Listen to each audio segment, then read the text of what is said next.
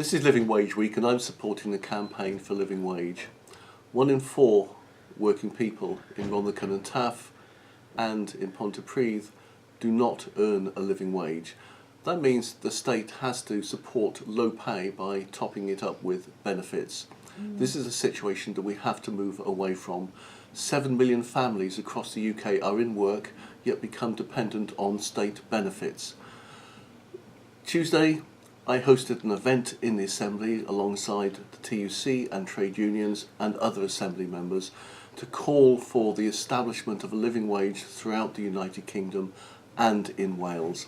This is something that we have to move to, and I believe it is one of the big challenges facing us as a society.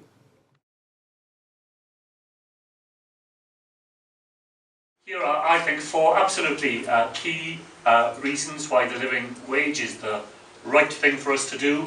First of all, and most directly, it's because of the difference that it makes in the lives of individuals and their families. Because we know that to be paid a wage that you can live on, that gives you a fighting chance of doing the things that other people in the community around you are able to do, not only puts money in your pocket, but it puts respect and decency and all the other things that we know need to go with employment. Secondly, if we do it as a matter of policy, then it moves us in that direction of pre-distribution, as it's called. We're very used in the labour movement to the idea of redistribution, of using the state to correct for the failures of the market. But if we manage to get people paid the living wage up front, particularly in the private sector, then this means that we do not have to use governmental mechanisms to rescue people from the consequences of poverty pay, in effect subsidising low wages in the private sector.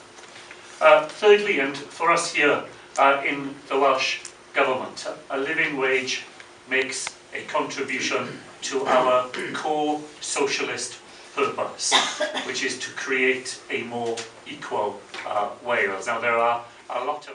Finally, we just mustn't be shy about making it clear that a living wage brings clear advantages for employers as well as employees. It helps employers to retain committed and experienced workers.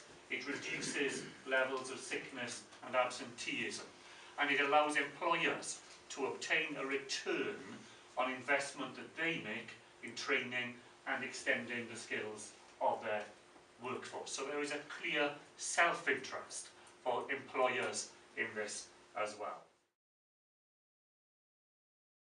Labour's introduction of a minimum wage improved the living conditions for millions of working families, but we now have to go further. Labour's commitment to increasing the minimum wage to £8 is a big step forward, but I believe we also now need to go forward and start looking about the transition to a living wage. I hope you'll support me in this campaign, and that if you've got any personal circumstances around employment conditions, then I'm more than happy to discuss those with you.